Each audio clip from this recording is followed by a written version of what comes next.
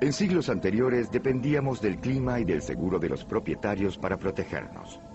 El estruendo de un rayo era considerado la voz de un dios molesto. Un eclipse solar parecía nada más y nada menos que un dios vengativo que se devoraba la fuente de vida.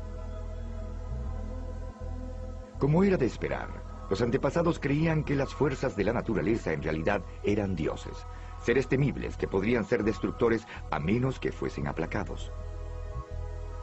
En contra de este telón de fondo comenzaron a aparecer las primeras criaturas parecidas a los ángeles.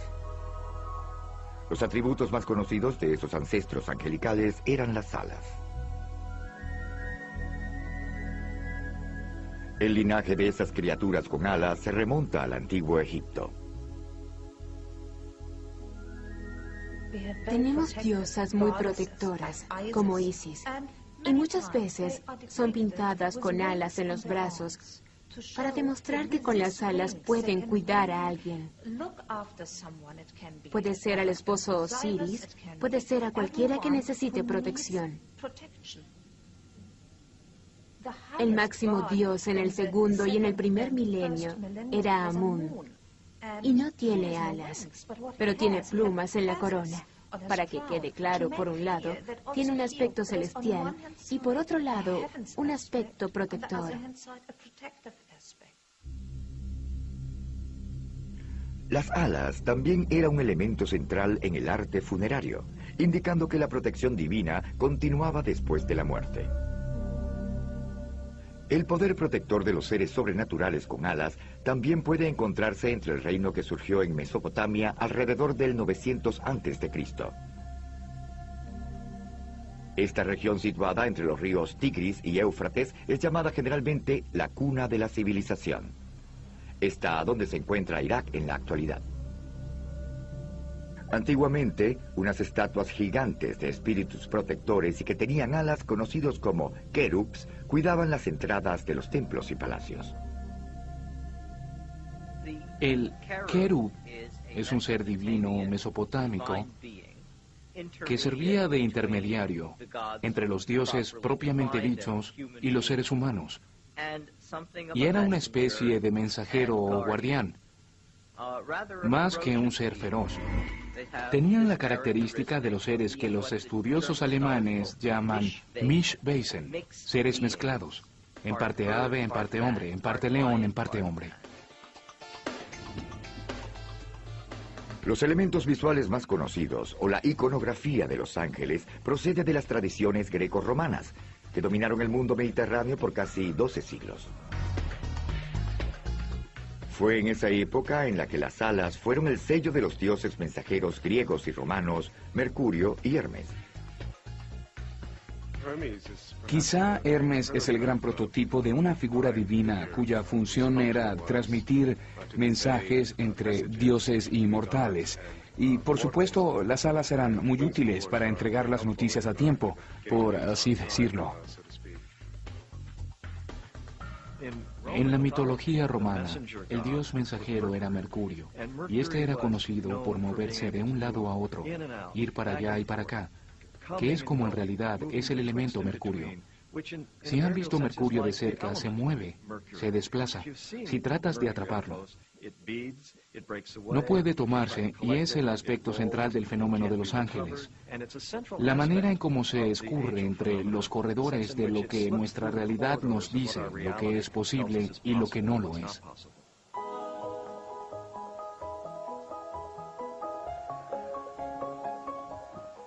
Las alas también simbolizan la emoción de la conquista.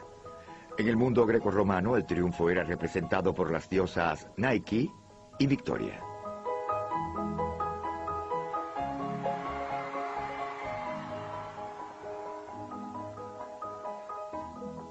El panteón grecorromano también incluía dioses menores como Cupido y sus primos los Erotes. Mediante ellos, los placeres del amor, de la música, el vino y el jolgorio eran añadidos a los significados evocados por las alas. Por eso es obvio que estas figuras alegres aparezcan en joyas como pendientes y zarcillos, pero también aparecían en lugares más sobrios. Este sarcófago romano del siglo III a.C. presenta un coro de ángeles Erotes y Victoria. Al igual que los egipcios que existieron antes que ellos, los romanos ricos planificaban cuidadosamente su sepelio. Tenían una idea fuera de la magia, esa magia que nos protege. Y si demuestras cosas, entonces puedes llevarlos a la realidad y puedes obligar a los dioses a que te cuiden, a que no te descuiden en lo absoluto.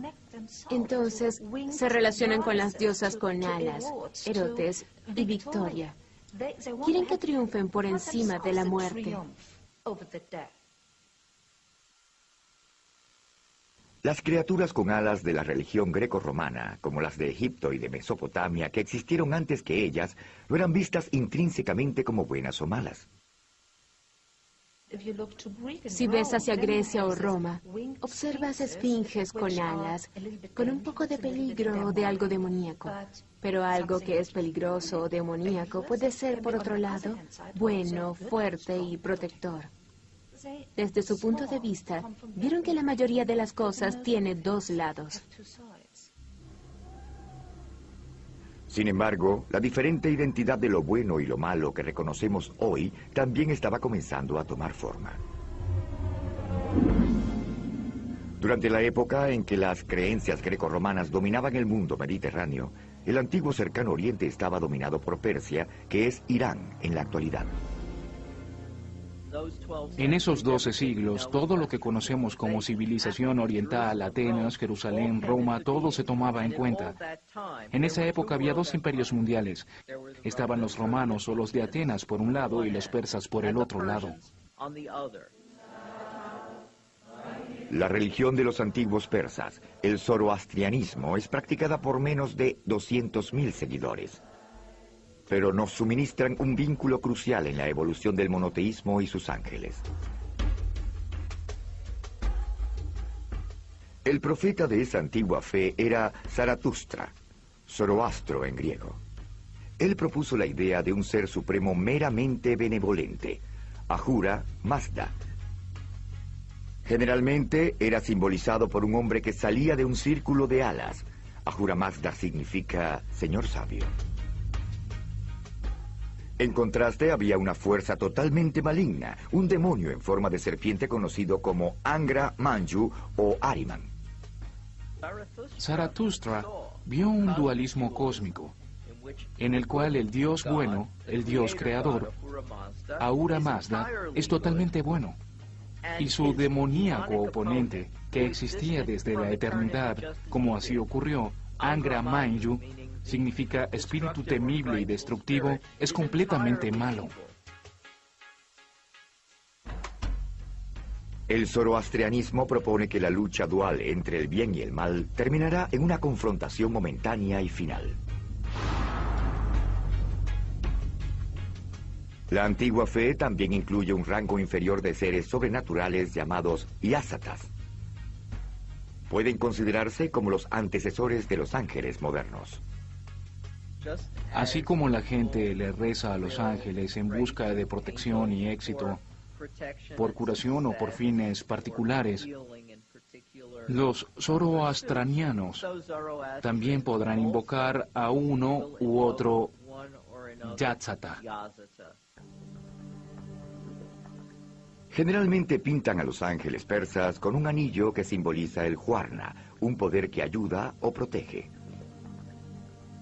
El Huarna también se simboliza por el emblema del ala de Ahura Mazda. El Huarna puede ser visto como un prototipo de ángeles porque tiene alas, y las alas son figuras sobresalientes de los ángeles. También es luminoso. Así podemos imaginárnoslo como algo resplandeciente y por supuesto esto es el origen del halo, que es una imagen zoroastraniana. Los diferentes ángeles prototipos del zoroastrianismo, además del reconocimiento de las fuerzas del bien y del mal, sentaron las bases para el reino de los ángeles como los conocemos en la actualidad. Con el surgimiento del judaísmo, las criaturas con alas del antiguo mundo rápidamente cayeron en el olvido. En su lugar, los creyentes veneran a Gabriel, Miguel y a un ejército de feroces ángeles guardianes.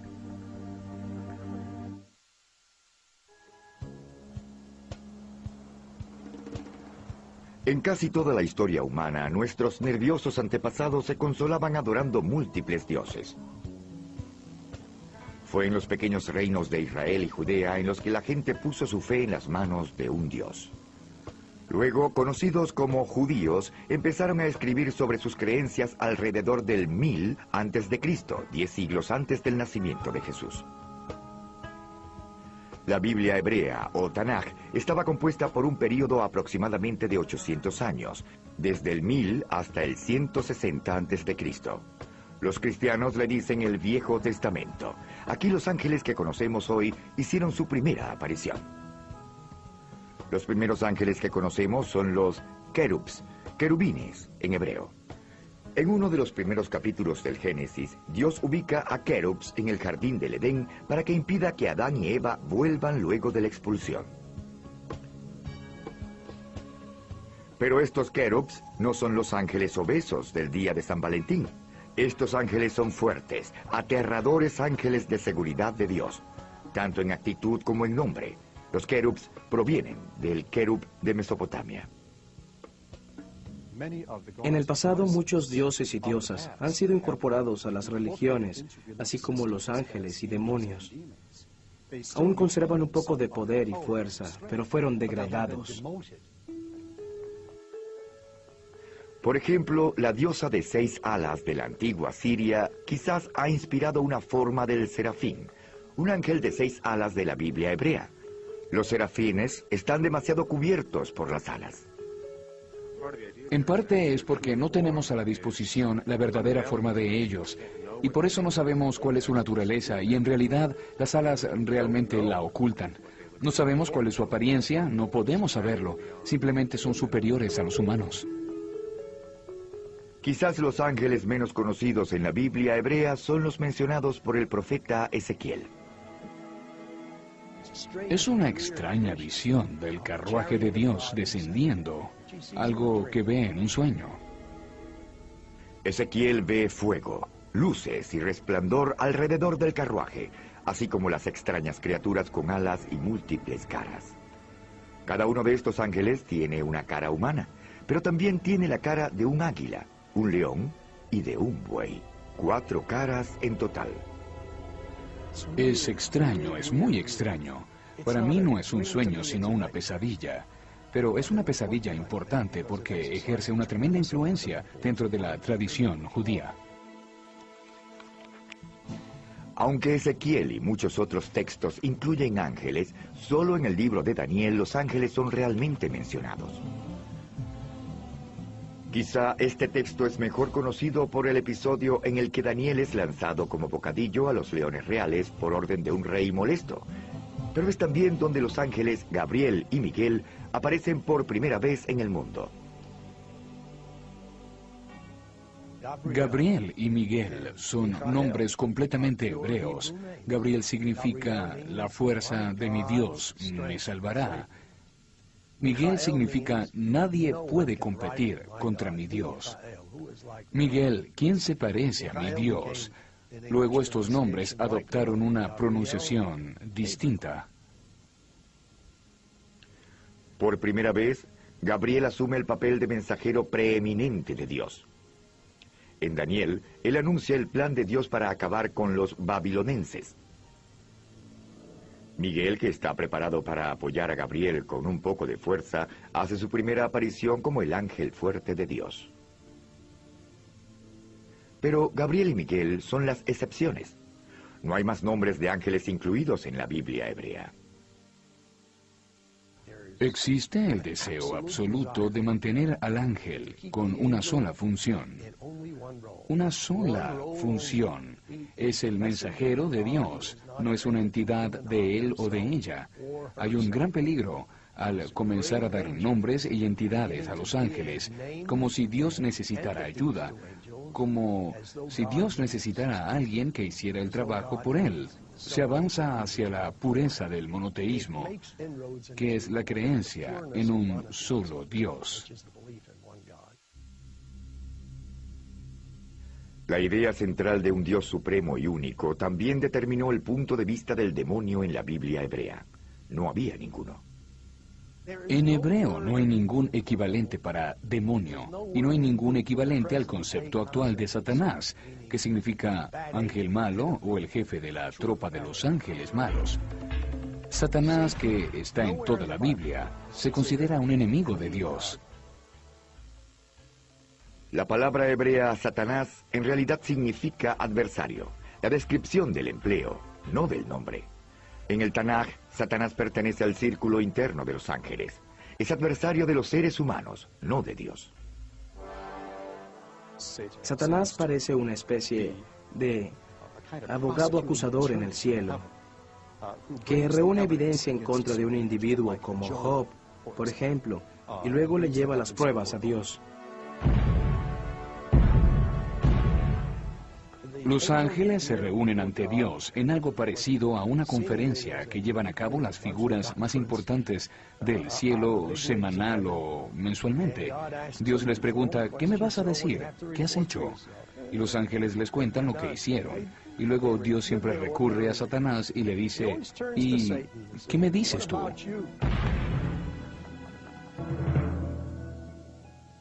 En esas reuniones, Satanás pregunta sobre las creencias religiosas de Job.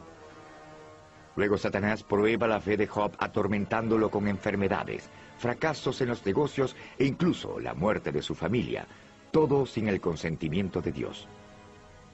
En realidad, Satanás era un adversario. Su papel era retar a las personas y probarlas. Y en ese papel trabaja a la par de Dios, para probar a la humanidad continuamente y asegurarse de que la gente esté en el camino correcto. Las diligentes funciones llevadas a cabo por Satanás y los numerosos ángeles mencionados encontrados en la Biblia hebrea no son accidentales. En el primer siglo después de Cristo, los líderes rabinos escogieron los libros que ahora encontramos en la Biblia. Excluyeron intencionalmente un gran número de textos judíos en los cuales los ángeles demoníacos y algunos de los llamados ángeles realizaban papeles llamativos. Las obras rechazadas por los rabinos se conocen como los apócrifos, literalmente los libros ocultos. Es interesante.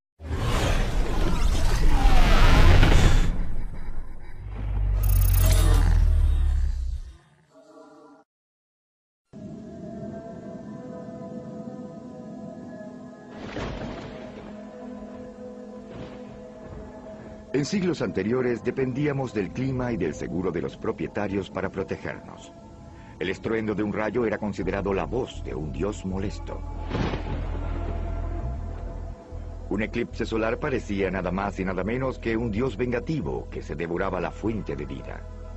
Tenemos diosas muy protectoras, como Isis, y muchas veces son pintadas con alas en los brazos, para demostrar que con las alas pueden cuidar a alguien.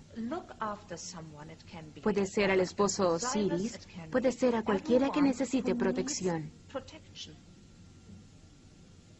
El máximo dios en el segundo y en el primer milenio era Amún, y no tiene alas, pero tiene plumas en la corona.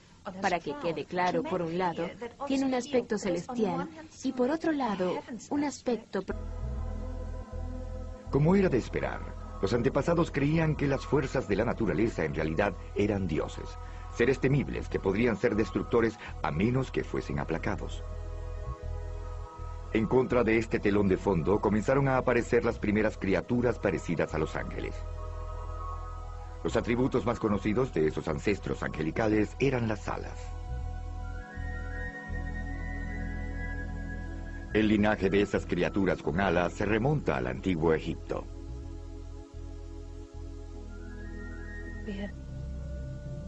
Antiguamente, unas estatuas gigantes de espíritus protectores y que tenían alas conocidos como querubs cuidaban las entradas de los templos y palacios. El querub es un ser divino mesopotámico que servía de intermediario entre los dioses propiamente dichos y los seres humanos, y era una especie de mensajero o guardián, más que un ser feroz. Tenían la característica de los seres que los estudiosos alemanes llaman protector. Las alas también era un elemento central en el arte funerario, indicando que la protección divina continuaba después de la muerte. El poder protector de los seres sobrenaturales con alas también puede encontrarse entre el reino que surgió en Mesopotamia alrededor del 900 a.C. Esta región situada entre los ríos Tigris y Éufrates es llamada generalmente la cuna de la civilización. Está donde se encuentra Irak en la actualidad.